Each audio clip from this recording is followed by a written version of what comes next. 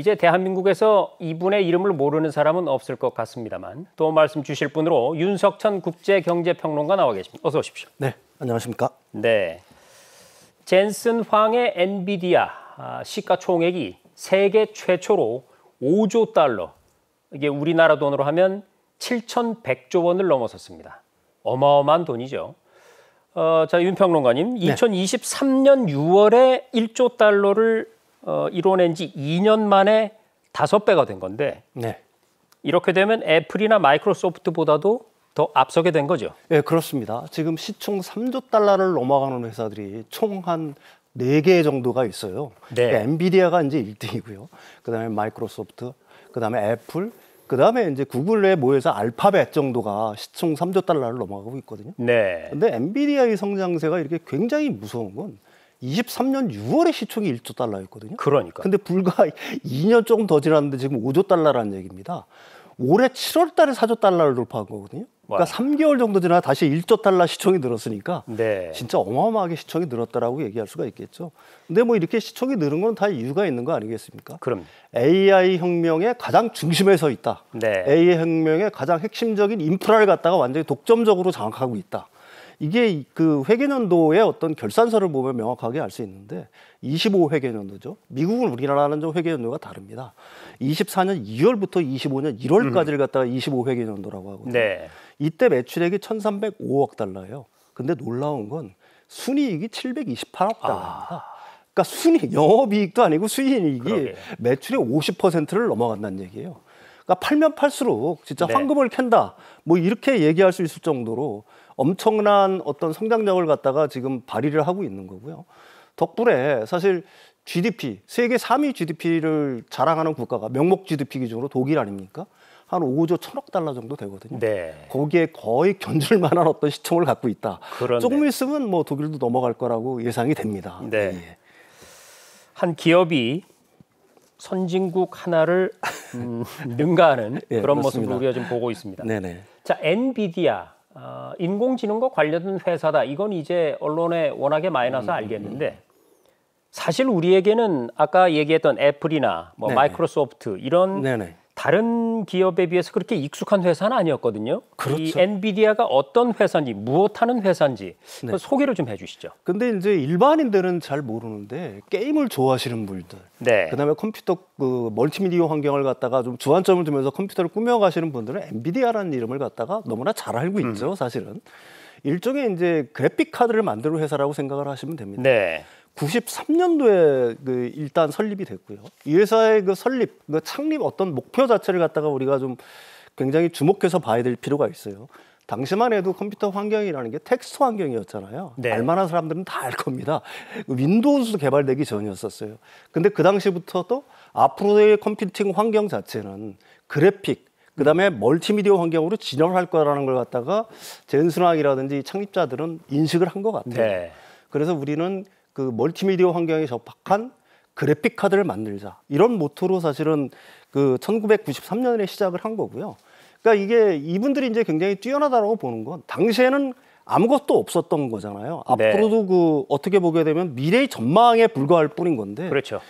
그런 하나의 어떤 꿈이라고 할 수가 있겠죠. 또 이상이라도 표현할 수도 있는 건데 이걸 갖다가 완전히 현실화시킨다는 꿈을 꿨다. 이걸 갖다가 뭐 전문 용어로는 제로 빌리언 달러 시장이라고 얘기하는데 그 시장에 주목을 했다. 그리고 또 하나 이제 특이할 점은 뭐냐면 당시 이제 컴퓨터의 어떤 그 시장 자체는 CPU가 완전히 대세였고 네. 당시 이제 그 반도체 시장, 컴퓨터 반도체 시장은 인텔이 완전히 장악을 하고 있었잖아요. 그러니까 이 엔비디아의 창립자들이 이런 생각을 했던 것 같아요. 우리가 CPU 시장에서는 어차피 인텔하고는 경쟁 자체가 안 네. 된다. 그러니까 우리는 거기가 아닌 다른 분야들, 그러니까 완전히 틈새 시장을 공략했다라고 얘기할 수가 있는 거죠. 그 시장 자체가 컴퓨팅 환경을 그래픽 환경으로 바꿔주는 이 그래픽 카드 시장에 완전히 집중을 했다. 이렇게 생각할 수가 있는 거고요. 그래서 이제 1999년에 계속 진화를 하다가 1999년에 그 NV10이라는 그 그래픽 카드를 만듭니다. 네. 이게 이제 대성공을 거두면서 나스닥에 상장을 하게 됐고요. 이게 이제 어떻게 보게 되면 오늘날 엔비디아의 그 가장 큰 어떤 밑거름이 됐다라고 얘기할 수가 있는 거죠. 그렇지만 당시만 하더라도 이 그래픽 카드를 만드는 회사들이 굉장히 많았어요. 네. 일본의 소니 도시바 같은 전자 뭐 회사들부터 시작을 해서 뭐 3D FX라는 회사들도 이 그 그래픽 카드를 좀 아시는 분들은 아실 거예요. 여러 회사들이 난립을 했는데 GPU가 이제 점점 고도화되면서 이런 그 소니라든지 도시바 같은 회사들은 이제 따라올 수가 없으니까 네. 떨어져 내린 거고요. 20세기에 들어서 이제 딱 두 회사만 남게 됩니다.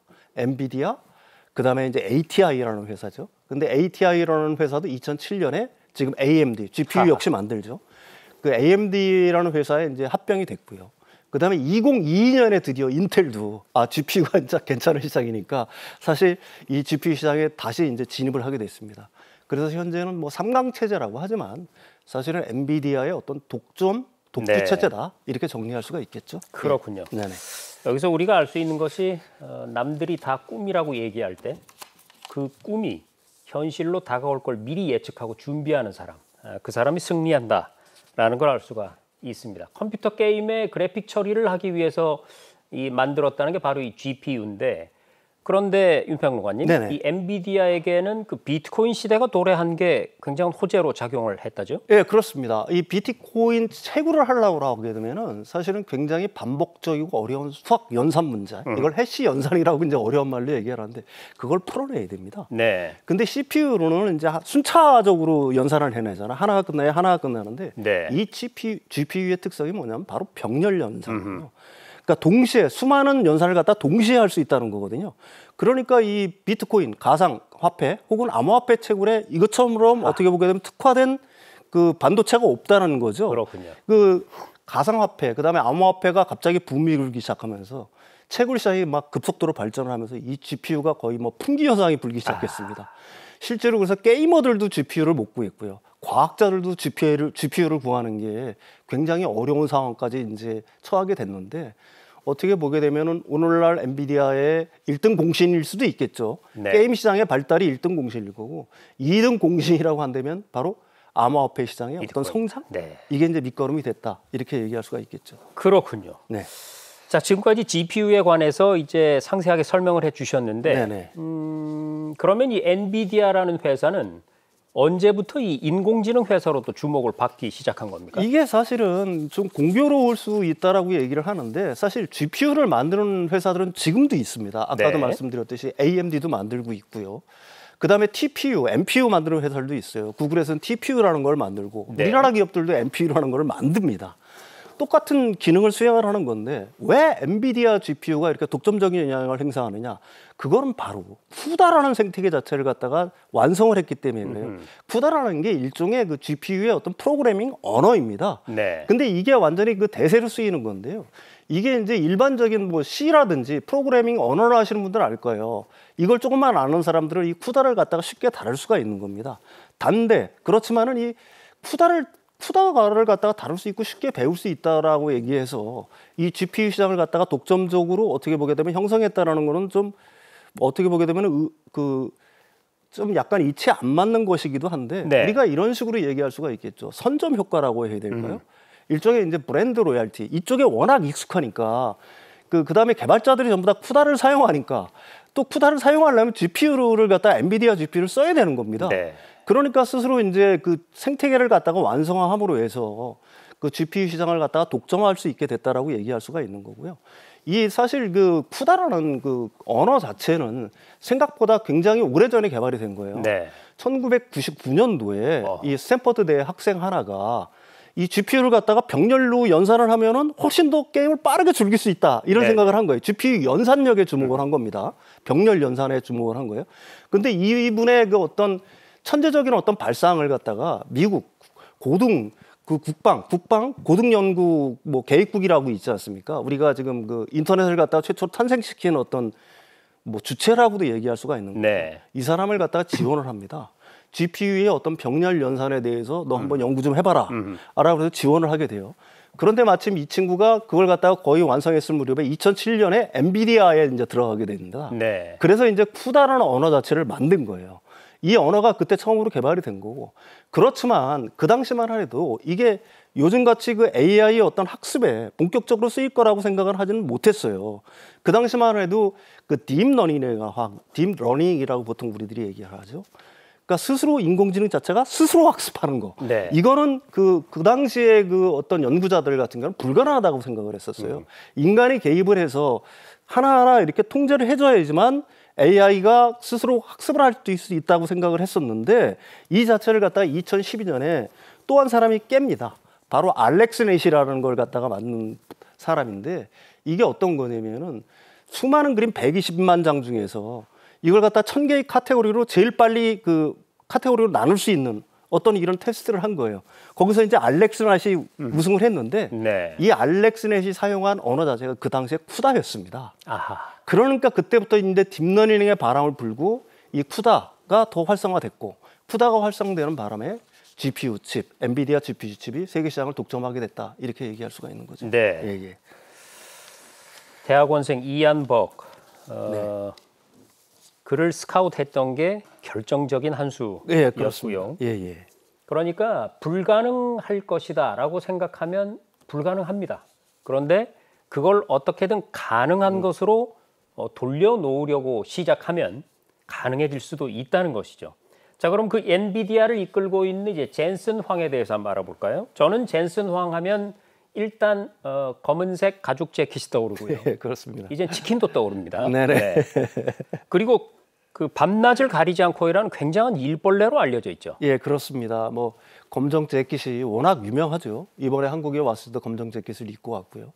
근데 있는 이유 자체도 역시 일하고 관련이 있어요. 네. 아침에 그 옷을 고르는 게 너무 힘들다고 그래요. 시간이 아하. 많이 걸리고. 그러니까 일 중독자이신 분들한테는 옷 고르는 시간도 아깝다. 그러니까 검정 재킷은 편하지 않습니까? 그렇죠. 이걸 부인이 1년에 한 번씩 사준다고 합니다. 그래서 그걸 갖다가 입는다라고 얘기를 하고 있는 거고요. 일은 뭐 아침 새벽 5시에 일어나서 잠들 때 9시 반까지 일을 놓지 않는다고 그래요. 일주일 내내 일을 하고 네. 시계도 안 찬다고 합니다. 아하. 지금 이 순간이 나한테는 매우 중요하고 그렇기 때문에 굳이 시계가 필요 없다. 뭐 이런 주의자라고 얘기할 수가 있는 거고요. 사실 빅테크를 일구는 어떤 창업자, 이 굉장히 그 열정적인 창업자들은 대부분 다 워커홀릭이죠. 네. 이분도 사실은 뭐 예외는 아닌 거고요. 특히 이분의 어떤 조직 관리 분야에서 우리가 배울 건 하나 있는 것 같아요. 그 50에서 60명의 직속 그 보고자를 둔다고 합니다. 아하. 보통 다른 CEO들이 한 10명 정도 되거든요. 네. 그러니까 다른 CEO는 한 5배 정도 되는 거죠. 그 얘기는 뭐냐면 그 회사의 모든 것을 갖다가 내가 직접 어떻게 보게 되면 총괄하겠다. 네. 뭐 이런 어떤 의지가 돋보인다. 그러니까 일 중독자다. 이렇게 얘기할 수가 있겠죠. 그렇군요. 예, 예. 자, 그런데요. 젠슨 황이 1993년 창업 이래로 줄곧 해온 말이 있습니다. 우리 회사는 앞으로 30일 뒤면 망합니다.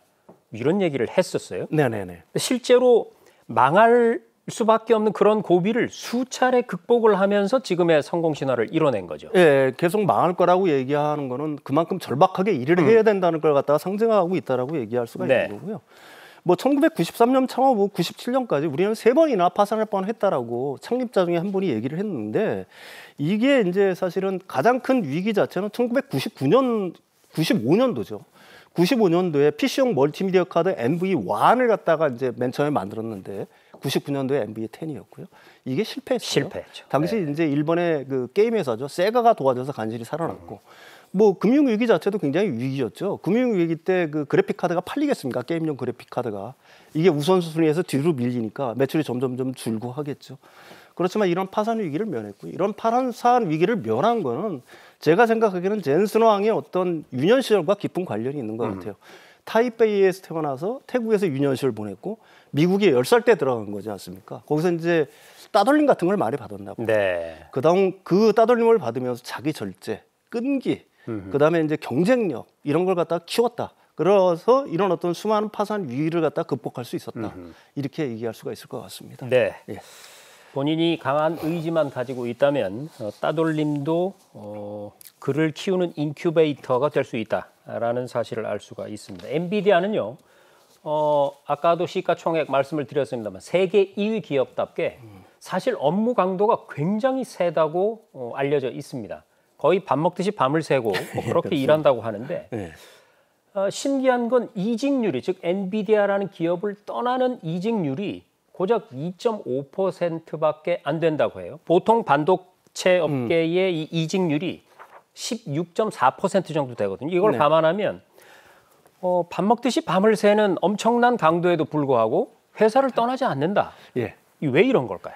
그만큼 후한 대접을 해준다라고 얘기할 수가 있겠죠. 사실 그 연봉도 굉장히 높은 편입니다. 직군에 따라 다르지만 초봉이 보통 1억 9천에서 5억 5천만 원 정도 되니까 엄청나게 후하죠. 네.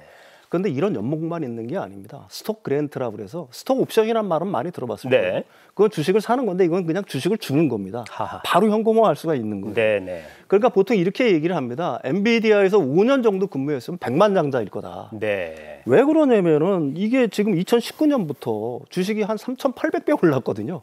그러니까 주식을 안 팔고 그냥 갖고 있었다라고 한다면은 38배 정도, 40배 정도의 어떤 수익을 거둔 거니까 웬만한 분들 같은 경우, 웬만한 직원들은 100만 장자가 됐을 거다. 그러니까 이런 어떤 후한 대접 때문에 엄청난 근무 강도에도 불구하고 네. 직장을 안 떠나는 거겠죠. 예. 네. 최고로 열심히 일해라. 네. 세상에 대우를 해주마. 네. 이거군요. 네. 자, 그런데 한 가지 재밌는 사실은 젠슨 황이 이 성공한 배경에 우리나라도 기여한 바가 크다고 해요. 우리나라와 젠슨 황은 어떤 인연이 있는 겁니까? 15년 전에도 젠슨 황이 우리나라로 왔습니다. 네. 15년 전에. 이게 이제 굉장한 의미가 있는데 당시에 이제 스타크래프트 2가 글로벌 판매를 하면서 이제 이벤트를 할 때였었어요. 네. 그만큼 이제 그래픽 카드는 지금 AI 혁명이 불기 전까지는 엔비디아의 그래픽 카드는 게임 산업에 크게 의지한 측면이 있습니다. 네. 근데 한국의 게임 산업은 유명하잖아요. 1998년도에 PC방 나왔죠. 또 e스포츠의 강국이기도 하지 않습니까? 따라서 이 그래픽 카드가 한국에서 팔리는 양이 만만치 않았고요. 한국에서의 성공은 글로벌 시장에서 성공을 의미했기 때문에 사실은 한국의 어떤 그 이런 어떤 열렬한 그 PC 게임 사랑, 그다음에 PC방, 그다음에 e스포츠 등이 엔비디아의 어떤 성장에 자양분이 됐다. 네. 이건 스스로 젠슨 황 자체가 스스로 인정하는 바고요. 그래서 한국은 처음부터 엔비디아의 중심에 있었다. 엔비디아 성공 뒤에는 한국이 있다. 이렇게 말한 이유가 바로 그것입니다. 그렇군요. 여하튼 뭐 그런 인연이 이제 또 발전을 하면서 젠슨 황이 우리나라에 오면서 큰 선물을 네, 그렇습니다. 가져왔죠. 네네. 조금 전에 우리 윤 평론가님께서 설명을 해주셨듯이 이 엔비디아라는 기업의 GPU는 돈이 있다고 해서 살 수 있는 게 아니지 않습니까? 네, 그렇습니다. 이게 얼마나 귀하냐면 보통 이제 소비자들이 기업을 고르잖아요. 네. 근데 이건 기업이 소비자를 고릅니다. 네, 그렇습니다. 예. 너한테만 팔게. 예. 이런 식으로. 예. GPU를 무려 26만 장 네. 이걸 우리에게 공급하기로 한 건데 이게 얼마나 많은 양이길래 전 세계적으로 이렇게 화제가 되고 있는 겁니까? 일단 뭐 블랙엘 다음에 나올 차기 버전이 이제 블랙엘인데 호퍼라고 그러죠. 그 전에 호퍼 100 정도가 3년째 품귀 사항인 거고요. 엔비디아가 또 수출하려고 해도 수출을 못하게 미국 정부의 통제를 받아요. 이게 네. 이 GPU가 AI 혁명의 중심에 있기 때문에 그래서 구하기가 어려운 건데 이게 26만 장이 얼마나 큰 숫자냐? 유럽 대륙을 전체 합한 것보다 더 많습니다. 아하. 영국이 12만 장, EU 전체가 10만 장이에요. 하하. 그러니까 이 자체가 엄청난 거죠. 이게 많다는 것 자체는 그 GPU 칩이 이렇게 많다는 것 자체는 그 자체가 컴퓨팅 파워와 연산력을 의미를 하는 거니까 네. AI 산업의 어떤 경쟁력을 갖다가 의미한다라고 얘기할 수가 있는 거고요. 이런 어떤 이렇게 그 어떻게 보게 되면은 품절 상황인 상황 이런 상황에서 우리나라에 공급한다는 것 자체가 굉장히 큰 의미가 있다라고 얘기할 수가 있겠죠. 예. 그렇군요. 네네. 아주 좋은 일입니다. 그런데 이 전 세계 각국이 목마른 원하는 이 GPU를 젠슨 황은 왜 우리나라에게 26만 장이나 몰아주기로 한 건지. 네. 사실 뭐 아까 인연 얘기도 나오고 뭐 네네네. 좋은 얘기가 많이 나왔습니다만 네네네. 젠슨 황은 그냥 뼛속까지 기업인이거든요. 네네네 그렇습니다. 뭔가 속내가 있을 것 같아요. 예, 그렇습니다. 그게 뭘까요? 단순히 보훈 차원이다 뭐 이런 차원은 아니고요. 네. 말씀하신 것처럼 비즈니스맨이잖아요. 엄청난 어떤 냉철한 계산이 거기에 깔려 있다라고 보는 거죠. 첫 번째로는 밸류체인 자체가 그러니까 GPU 밸류체인, 첨단 반도체의 밸류체인이 우리나라에 있다는 얘기예요. 네. 삼성전자, SK하이닉스가 HBM을 만들지 않습니까? 거기에는 또 DDR5라든지 첨단 메모리 칩도 들어가는 거고요. 근데 이 메모리에 대해서는 사실 엔비디아만 탐을 내는 게 아니에요. 아까도 얘기했지만 수많은 그 ASIC 회사들부터 시작해서 구글 뭐 각종 회사들, 특히 오픈 AI까지 탐을 내고 있거든요. 네. 이게 선점하는 게 굉장히 중요해요. 지금 쇼티지 상황이니까. 그러니까 26만 장을 공급하면서 자신들이 필요한 H배용을 갖다가 선점하는 효과. 이게 이제 첫 번째 이유일 거고요. 두 번째로는 우리는 잘 모르지만 우리의 제조 역량, 그다음에 양산 능력은 세계 최고입니다. 이 자체를 갖다가 피지컬 A로 구현하기 위해서는 이런 능력 자체가 필요해요. 우리나라는 엄청나게 질 높은 어떻게 보기에는 수많은 산업 데이터가 쌓여 있어요. 그다음에 물리적 AI에 기반이 되는 자동차, 그다음에 선박, 그다음에 등등 뭐 국방, 방산 이런 쪽에 굉장히 어떤 특화된 나라지 않습니까? 이런 어떤 산업 역량 자체를 갖다가 어떻게 보게 되면 쉽게 구현을 해서 AI, 피지컬 AI로 하는 어떤 테스트 베드로 우리를 쓸 수 있다. 네. 이것도 하나의 중요한 뭐라고 할까 요인이라고 얘기할 수가 있는 거고요. 마지막으로 세 번째로 놓고 본다라고 하게 되면 사실 중국 진출이 거의 막혔지 않습니까? 네. 그러니까 중국도 거대한 시장이고 중국도 이제 산업 역량이라든지 제조 역량이 많이 발달한 회사인데 거기가 막혔으니까 대신 그 어떻게 보게 되면 안정적인 어떤 신뢰 관계를 협력할 수 있는 한국을 갖다가 테스트 베드로 삼을 수 있다. 뭐 이런 점이 있을 거고요. 마지막으로는 우리나라가 통신이 가장 발달한 나라입니다. 네. 피지컬 AI를 구현하기 위해서는 고도의 첨단 통신 능력이 필요한 거거든요. 우리나라가 인터넷 제일 빠르잖아요. 6세대 통신이 반드시 돼야 됩니다. 피지컬 AI라는 거는. 왜 그러면 그 서버, 클라우드랑 끊임없이 통신을 해야 되기 때문에 네. 피지컬 그 자율주행차도 그렇고 로봇도 마찬가지고요. 네. 그런 점에서 우리나라만한 어떤 그 전략적 요충지가 없다. 이런 어떤 판단이 여기에 작용했다 이렇게 볼 수가 있겠죠. 네. 예. 시청자 여러분의 이해를 돕기 위해서 방금 이제 피지컬 AI라는 표현이 나왔는데 쉽게 말해서 몸체가 있는 인공지능이라는 뜻입니다. 예를 들어서 어떤 로봇에 인공지능이 장착돼 있다. 뭐 이런 거를 상상하시면 될 것 같고요. 자, 그러면 이제 마지막 질문 드리겠습니다. 이번 이 GPU 무려 26만 장 확보 이것이 대한민국의 앞으로의 그 인공지능 정책에 어느 정도의 기여를 할 수 있을지 전망을 좀 해주시죠. 일단은 지금까지는 AI를 빌려 쓰는 나라였잖아요. 이제는 우리가 AI를 만들고 수출하는 나라로 변모를 할 거다. 이렇게 볼 수가 있는 거고요. 한국의 제조 역량은 훨씬 더 증강이 될 거다. 네. 기존의 산업은 물론이고 의료, 국방 분야에 일취월장을 할 수가 있을 것이다. 그러면서 동시에 우리나라의 어떤 산업 역량 자체가 세계 천주, 퍼스트 무브로 이제는 과거처럼 뭐 뒤를 따라가는 게 아니라 확연하게 이제 퍼스트 무버로 진입할 수 있는 하나의 기반 자체가 마련이 됐다. 이렇게 얘기할 수가 있을 것 같아요. 네, 잘 알겠습니다. 글로벌 기업들과 손을 잡고 AI 시대를 이끌어갈 대한민국의 미래를 기대해 보게 됩니다. 지금까지 윤석천 국제경제평론가였습니다. 고맙습니다.